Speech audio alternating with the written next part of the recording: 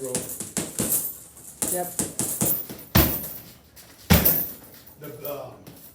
The big difference between defending yourself in a street fight and the difference between that and being a military operative, being a police officer, and being even a professional fighter, a tailored professional fighter, is number one, you can't quit in a street fight. And number two, it's random and it's an immediate surprise when you're not prepared. Now what I'm saying is, being in the military and being a Navy SEAL, Army Ranger, all those are very, very powerful, super, great warriors. Being a police officer who's into action all the time, you still are prepared for that and you're ready for it. Never do we just grab our Navy SEALs and just throw them in somewhere and they wake up in the morning and get attacked. Now they may get attacked while they're on duty, but they know that that's a possibility. All right, the same thing as a professional fighter. I can say, I'm a professional fighter, so I can teach you self-defense. The one thing that's hard to teach in self-defense that doesn't get taught anywhere else is the shock, the surprise, and the fact that you cannot quit. Even if I'm an Army Ranger or a hardcore Marine, I can do a mission and I say, I resign, I quit, I'm not doing this anymore. Then I don't have to worry about that anymore. Anytime other than I'm prepared. Even as a professional fighter, I'm in there knocking everybody out, tearing everybody up, okay?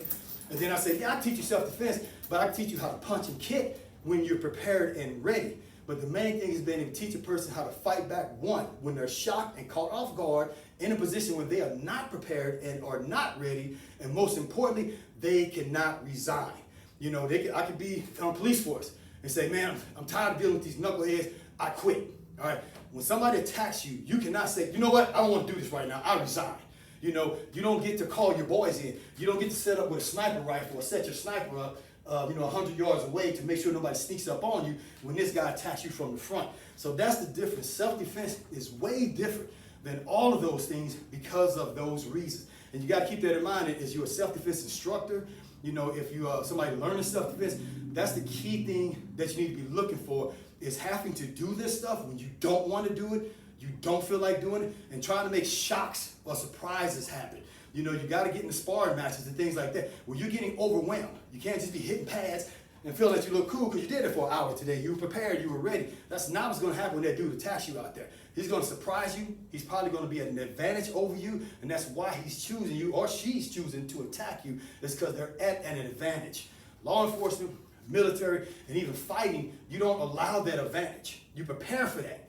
That's what you got intel for. That's why it's got all that stuff. Okay, what's happening? What do they have? They got this. Okay, we need a sniper here, and we need this, or we need to send the tanks in first and clear the area for us so we can be at an advantage. Self-defense, you most likely are not going to be at that advantage. And that is the difference that every self-defense instructor needs to be trying to show, is that you cannot recreate the initial true shock that you feel in a self-defense situation. I've had to defend myself many times on the streets, even as a bouncer. And that's about as close as you come to being attacked, because you don't have radios, you usually don't have weapons, and you don't even really have authority. So you're kind of almost just street fighting out there. And a lot of times it comes as a surprise, but we expect to get in fights as bouncer. But whenever I got in situations where it was an actual street fight, and this person was ready to rip my head off at this second, your brain goes to a whole different world. It's a whole different world than getting ready for a professional fight, to be a superstar, get the glory, and get the money. It was a whole different world than when I'm taking my bodyguard team out and we're protecting someone and we know the area and the layout and all that kind of stuff. It was totally different. So you want to try and find a self-defense instructor, or even if you are a self-defense instructor, start talking to somebody who's been in real street fights. And when I say street fights, I'm not talking gang fights. That's another thing I know. I got one of my fellow self-defense instructors who's an expert, military. And a lot of his ideology comes from getting the experience of viewing gangs coming together and fighting. We still ready. When there's a gang fight, and I know I'm fighting this gang tomorrow, I got my knife ready, I got my boys ready, that's still, okay, let's go. That's different than, hey, what the?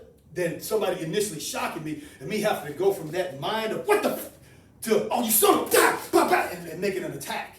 While making sure he don't have a buddy behind me who's getting ready to take me out from behind. So I just want to make that clear about the difference of self-defense and instructing self-defense. It's not like teaching law enforcement. It is not like teaching military. And it's not like teaching professional or sport fight. There's a huge difference.